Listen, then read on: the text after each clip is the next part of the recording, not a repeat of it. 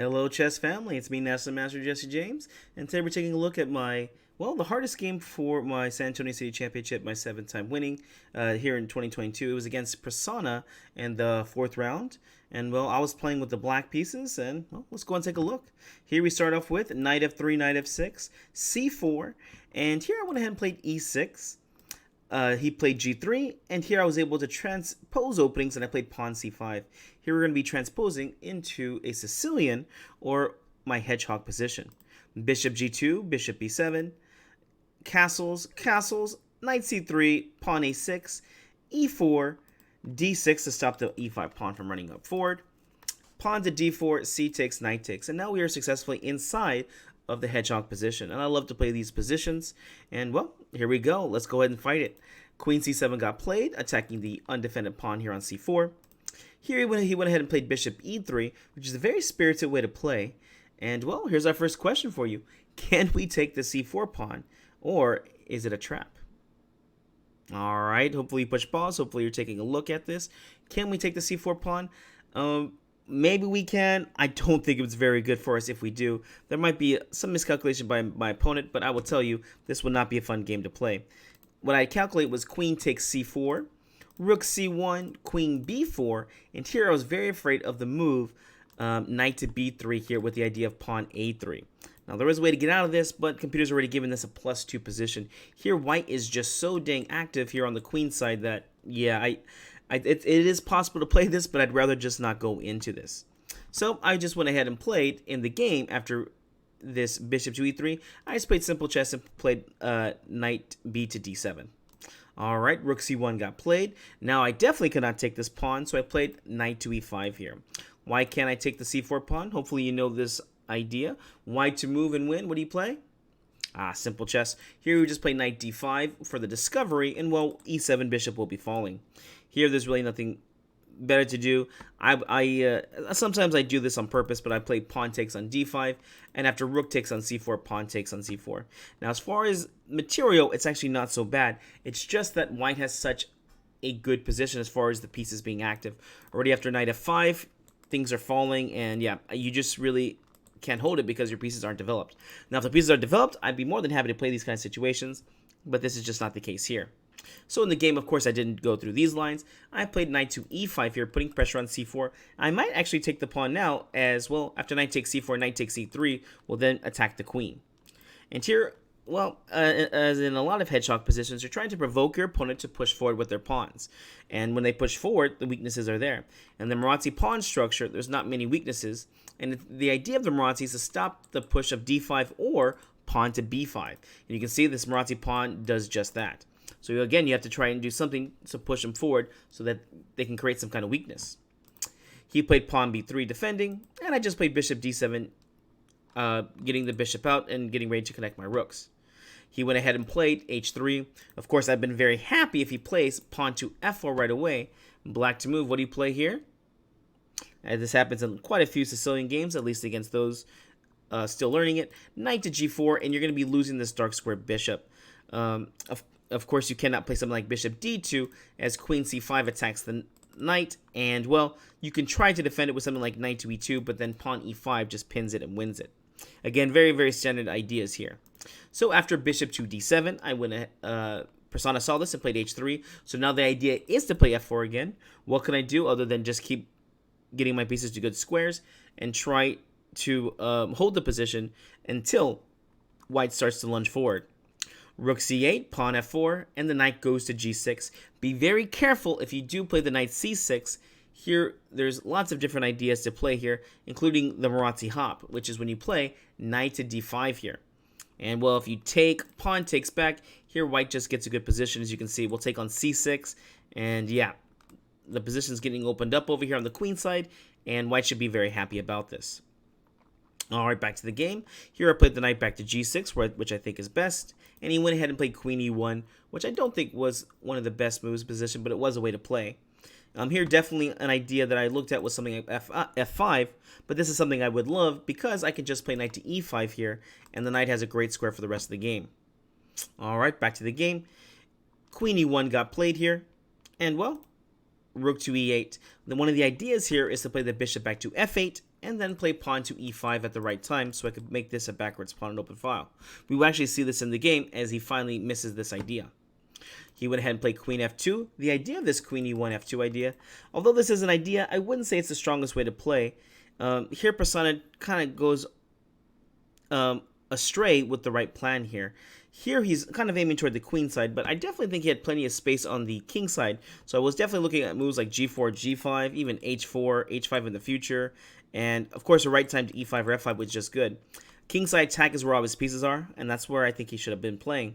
Unfortunately for him, he starts to go queenside, which, he does have some space over there, but, look at your pawn structure, look where your pieces are naturally going, and that's the way you should be attacking.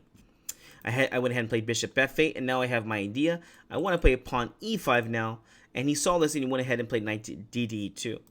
And, well, why is this e5 move an idea? Well, very simple. Let's just say my opponent didn't see the idea and played, rook f to d1. Here, after e5, I'm attacking the knight, and the knight will want to run somewhere good, so probably somewhere like to f5, or let's just say they move it backwards. Here, I simply will take, and they will take back, but now you see I'm able to actually put pressure on a pawn here in the center, and I can start putting more pieces to attack it. That being said, he did not want to deal with this at all, and so he wants to go ahead and just play the knight back to e2. So if e5 does get played now, well, now he can play f5, closing the position, and my pieces are just going to be horribly placed. Here, white is already at +3, and you can see my pieces are just struggling to find anywhere to go to. And now building up on the king side is going to be a very easy idea. And yeah, I don't feel good about this at all. I'm in danger. So bishop c6 got played after knight de2. And one of the main ideas for black, especially Sicilians, is to go ahead and push on the queen side. So I definitely would love to play b5 in the future. Again, I just have to be careful with the Marazzi hop. Here, I did see the Marazzi hop was not going to be doing any good this time, as after knight d5, well, actually, I'm winning now. After pawn takes, would just be losing because, well, I'm just up an extra piece. So here he would actually play pawn takes back on d5, but now the e4 pawn is hanging, and now I can just play knight takes on e4. Yes, pawn will take back, pawn takes back, and yeah. Oh, I'm so sorry. Here, the tempo happens on the queen. So then if they do take, rook takes, and then pawn takes, pawn takes. So here, obviously, I'm just better, and yeah, them losing the light square bishop is nothing that they should be happy about. Back to the game. Here, he did not play the Marazzi hop, and instead just goes ahead and plays bishop b6. A nice annoying move here, and the idea behind this whole queen f2 move, but I'm able to wiggle out of this.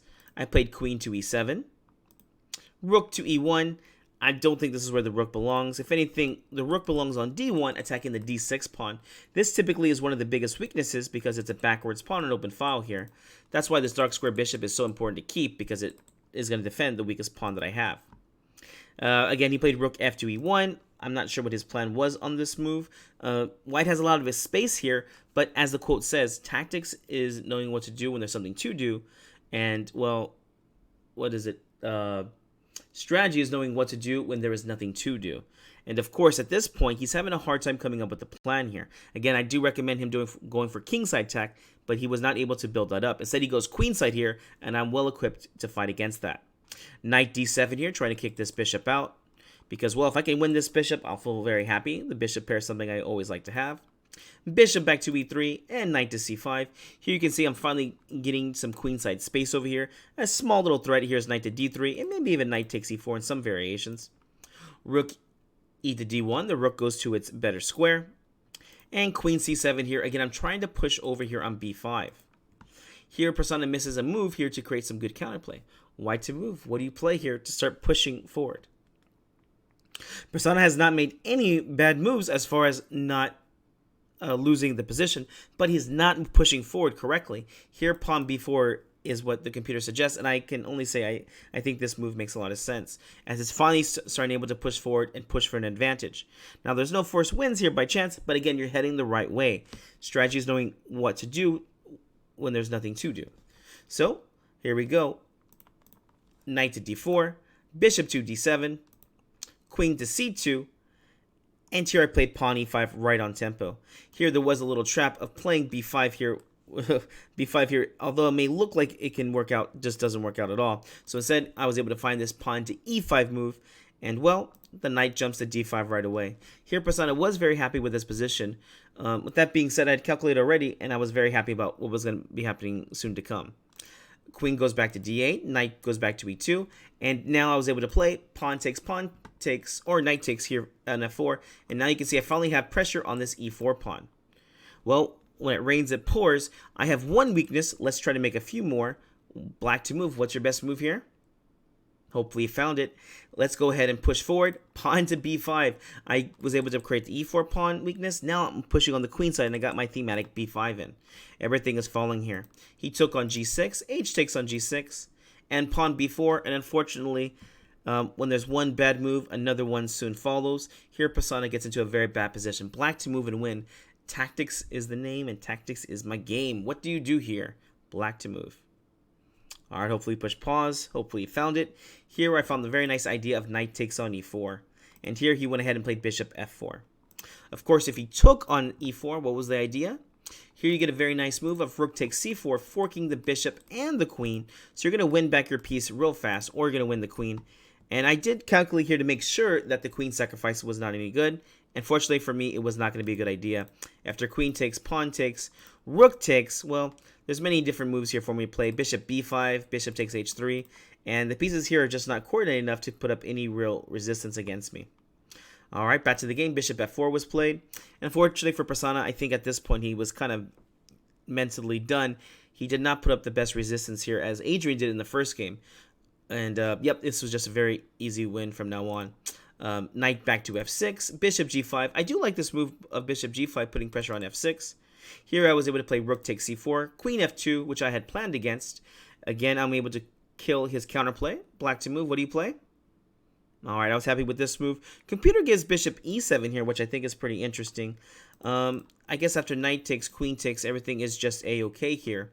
With that being said, I went ahead and played a different move here, which I am still happy about, which is knight to e4 here. And the idea here was just to make some more trades and kill this bishop pair also. So bishop takes, queen takes, rook takes on c4, b takes on c4. It's 1, 2, 3, 4, 5, 6 pawns versus 1, 2, 3, 4. And here he was already getting low on time. And again, like I said, he was mentally not really prepared for this. I believe at this point I had about 40 minutes on the clock, and he was down less than 3 minutes on the clock at this point. After pawn takes on c4, he played bishop g2. I played bishop f5. And at this point, he just went ahead and flagged in position. You know, this is a very hard position to play. Black is definitely better up 2 extra pawns. And, well, yep, he was just done for the game at this point. All right, guys, hope you enjoyed this nice game versus Prasanna for my 4th round. This was the most exciting game I got to play in the San Antonio City Championship. We'll see you in the next one.